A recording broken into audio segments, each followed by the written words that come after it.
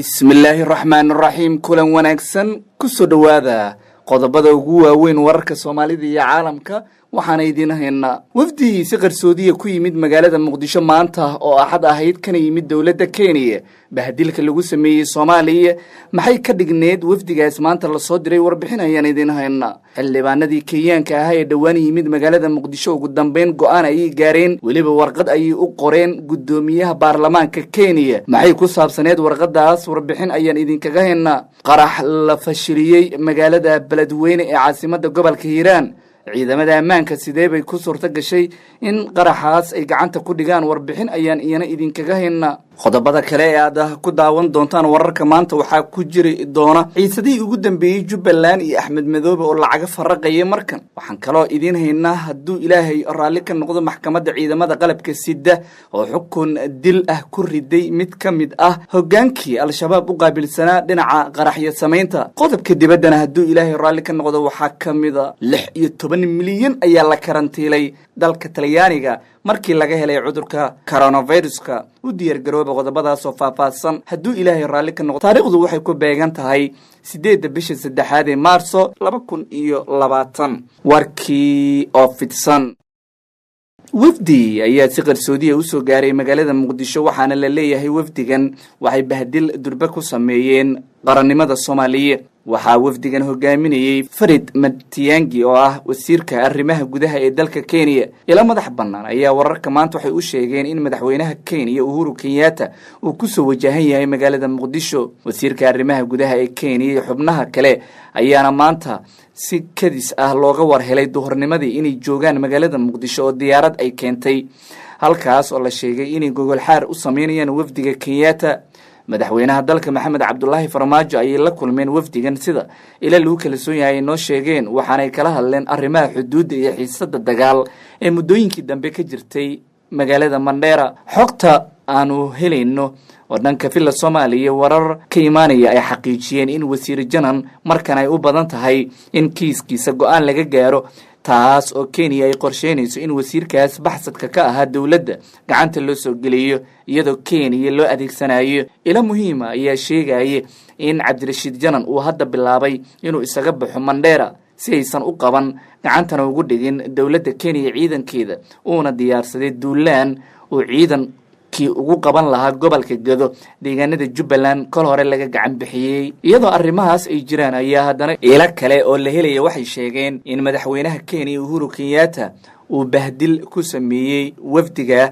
dawladda Soomaaliya maadaama uu u soo diray sida la ogaaday xubno Kenya qaybteeda aan arrimaha dibadda ahayn wasiirka arrimaha gudaha in loo soo diraa Soomaaliya waxay ka dhigan tahay in bahdil lagu sameeyo gudaha qarannimada Soomaaliya waayo wasiirka arrimaha dibadda ayaa shaqadan ka mudnaa haddaba xaaladii ugu dambeeyay ee laga helayo dalka Kenya iyo wararka Soomaalida la xiriirta waxaa ka mid ah xildhibaanadii dhawaan yimid magaalada muqdisho ayaa waxa ay iska diideen in ay ka qayb noqdaan kulamada baarlamaanka dalkaasi tiradooda xildhibaanadan oo 12 ah ayaa waxay ka soo jeedaan gobolka Soomaalida ay ku badan tahay ee Kenya waxaana ay maanta go'aanka ay soo saareen ay ku sheegeen inaysan ka qayb noqon doonin kulamada baarlamaanka tan iyo inta laga xalinayo xiisadda Mandera ka aloosan wararka maanta waxay ogaatay in xildhibaanadaas gudoomiyaha baarlamaanka Kenya Kitu Maturi ay warqad u direen isla markaana ay u sheegeen inta laga xalinayo arrinta Mandera aysan kulamada iman doonin toddobaadkii hore ay yimaadeen magaalada muqdisho xildhibaanadan hal habeen iyo hal maalin ayaana ay ku sugnaayeen caasimadda dalka Soomaaliya waxaana ay la kulmeen madaxweynaha dalka Maxamed Cabdullaahi Farmaajo madaxda Ahlusunna wal Jamaaca waxay sheegeen in awood ay u isticmaasho dawladda toddobaadkii hore dagaalkii lagu kala baxay awoodoodiina lagu wiiqay magaalada Dhuusamareeb wararka waxay sheegayeen in Ahlusunna markii ay ka awood badisay dawladdu ay isdhiibeen haddana dib ay boorka isaga jafayaan sida ay sheegayaan awoodoodii ay dib inay u soo cishtaan doonayaan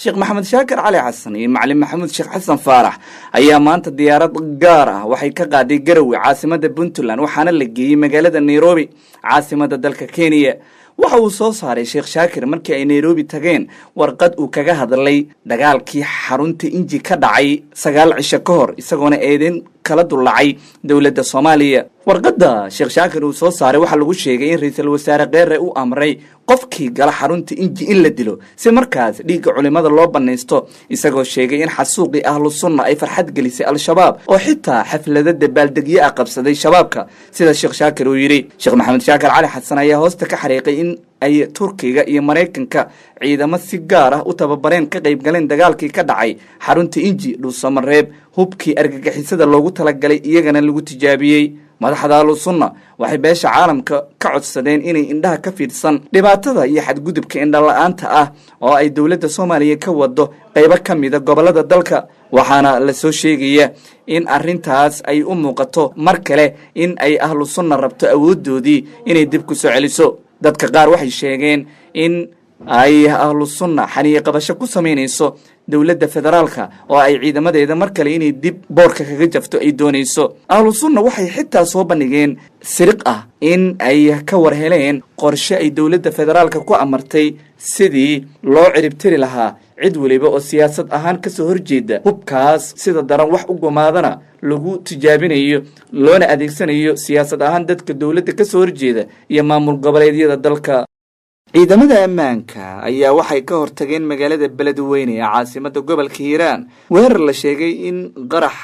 la abaabulay qaraxaas ayaa ahaa miinada nooca dhulka la geliyo waxaana lagu xabaalay xaafad kamid ah magaaladaasi saraakiisha ciidamada dawladda waxay sheegeen in qaraxaas lagu aasay agagaarka xarunta dahabshiil xaafadda Kooshin ee magaalada Beledweyne isla markaana ciidanka amnigu ay ku guuleysteen inay fashiliyaan miinada oo aan qarxin inta uu socday howlgalka waxaa ciidamadu ay xireen isku socodka dadka iyo gaadiidka wadooyinka meesha qaraxa lagu arkay balse markii uu soo dhamaaday howlgalka ayaa wadada dib loo furay saraakiisha booliiska magaalada Beledweyne ayaa waxay sheegeen in miinada lala damacsanaa in lagu dhibaateeyo shacabka ku dhaqan xaafadda Kooshin hayeeshee ilaah idankii laga hortagay warar ayaa sheegaya in meesha qaraxa la geliyay uu ka agdhow yahay mas'uul ka tirsan maamulka Hirshabelle halkaasna uu deganaa inkastoo aan si cad loo ogaan karin cidda lagu bartilmaameeyay magaalada Beledweyne ee caasimadda ganacsiga Hirshabelle ayaa muddooyinkii dambe waxa ay la kufokacisay fatahaada ka dhalatay webiga Shabeelle bila ka hor taas oo magaalada ay biyo harqiyeen waxaana hadda si tartiib xaaladdu ay tahay mid caadiya oo ganacsiga iyo waliba isku socodka magaalada uu noqday mid dib u shaqo bilaabay magaalada Kismaayo ila wareedii lagu kala soon yahay oo aan ka helna waxay sheegeen in madaxweynaha Jubbaland Axmed Maxamed Islaam Axmed Madoobe uu lacag siiyay odayaasha dhaqanka ee magaaladaas ku dhaqan kana soo jeeda gobolka Gado odayaashan oo ku beel ah madaxweyne Farmaajo ayaa waxa ay eedeen kulul u jeediyeen madaxda dalka ugu sareysa gaar ahaan ra'iisul wasaare Kheyre iyo madaxweyne Farmaajo kuna tilmaameen inay duulaan geed aan loogu soo gamban ku qaadeen gobolka Gado oo markii hore nabdoona Jubbaland ay ka arriminaysay dadka qaarkii waxay sheegeen in dawlad goboleedka Jubbaland uu ka mid yahay nidaamka federaalka ku dhismay dawladana lagaga baahnaa in dagaalka iyo colaadinta ay ku hayso ka joojiso dhinaca kale markaanu eegno dhaqdhaqaaqyo ciidankii ugu ballaarnaa ayaa wasiir janan iyo Maxamuud Saydaadan waxay ka wadaan qaybo ka mid ah gobolka Gado duleedkeeda gaar ahaan magaalada Mandheera ciidamada uu haysto Cabdirashiid Janan ayaa 200 askari lagu sheegay tirada guud ee gaadiidkana 10 gaadiidka dagaalka ayaa lagu sheegay dadka agdhow Cabdirashiid Janan waxay sheegeen in dhawaan la qaadi doono howlgal ay ciidamada ku xoreynayaan deegaanada dawladdu ay ku soo duulaan tagtay gobolka Gado sida warka ay u dhigeen markii ugu horeysay maamulka Jubbaland Axmed Madoobe hogaamiyo ayaa gobolka Gado isgaarsiin gaar ah ka hirgeliyay taas oo la micno ah in dawladda federaalka ee Soomaaliya ay dhaqdhaqaaqyada dhabarjabinta iyo taleefanada laga dhageysan karo ay saraakiishooda taasi ay kaga baqday Axmed Islaam Madoobe oo shalay ka hadlayay furitaanka kalfadhiga labaad kulankiisa koobaad baarlamaanka Jubbaland oo magaalada Kismaayo laga furay waxa uu sheegay in dawladda federaalka ay dib u soo celiso ciidanka ay geysay deegaano ka tirsan gobolka Gado haddii kalena waxyaabo aan la mahadin doonin ay dhici doonaan wasiirkii shalay iska dhiibay degmada Doolow ee ka tirsanaa maamulka Jubbaland isla markaana ahaa wasiir ku-xigeenkii wasaaradda arrimaha gudaha ee maamulkaasi Cabdiraxmaan Maxamed Xuseen Cabdiraxmaan Cawar ayaa waxa uu saacado ka hor gaaray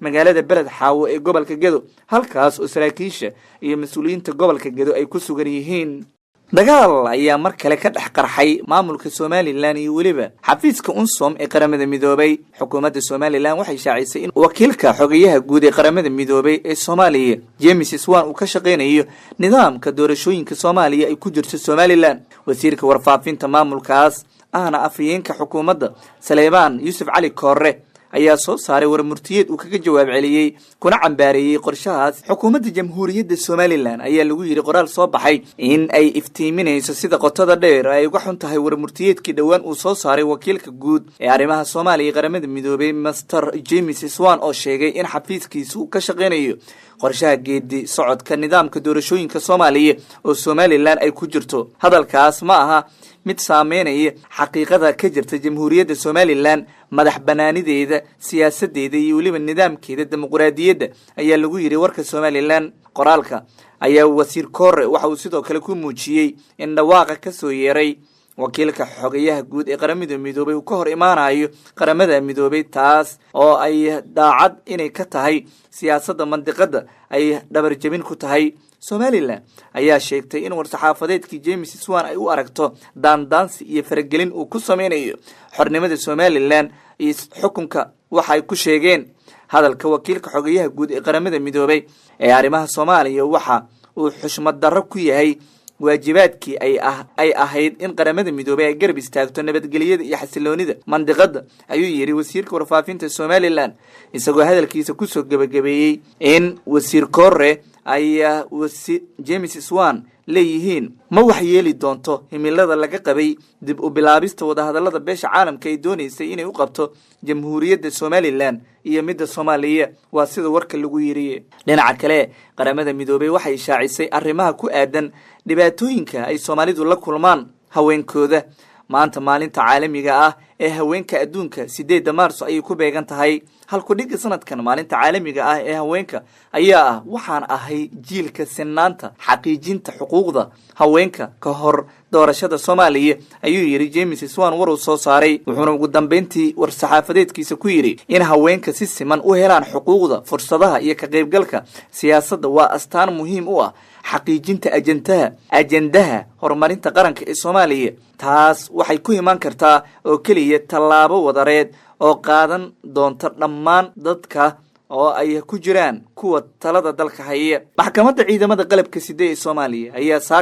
ayaa maanta gelinkii hore xukun dil ah ku riday eedeysana Muuse Maxamed Axmed oo loo haystay inuu kamid ahaa ururka Al-Shabaab. ninkan ayaa maxkamadeyntiisa waxa ay soo martay heerar kala duwan, waxaana lagu eedeeyay inuu ka tirsanaa Al-Shabaab qaybta farsamada ee qaraxyada nooca bamba F1 loo yaqaano, sida lagu sheegay war ka soo baxay maxkamadda darajada koobaad ee ciidamada qalabka sida. xafiiska xeer ilaalinta ayaa 15kii bishii hore Febraayo waxa ay dalbatay mudeynta kiiska ka dhanka ah eedeysana Muuse Maxamed Axmed. dhankiisa qareen u doodayay eedeysanaha ayaa maxkamadda weydiistay in loo naxariisto maadaama uusan aqoon u lahayn waxyaabaha lagu soo qabtay ninkan. ugu dambeyn maxkamadda go'aan ay ka gaartay waxaana lagu xukumay Muuse Maxamed Axmed xabsi ciidan oo gaaraya 10 sano in garka loo geliyo, sida uu ku dhawaaqay gaashaanle sare Xasan Cali Nuur Shuute oo ah gudoomiyaha maxkamadda darajada koobaad ee ciidamada qalabka sida ee Soomaaliya. wuxuuna tilmaamay in xukunsanaha uu haysto fursad kale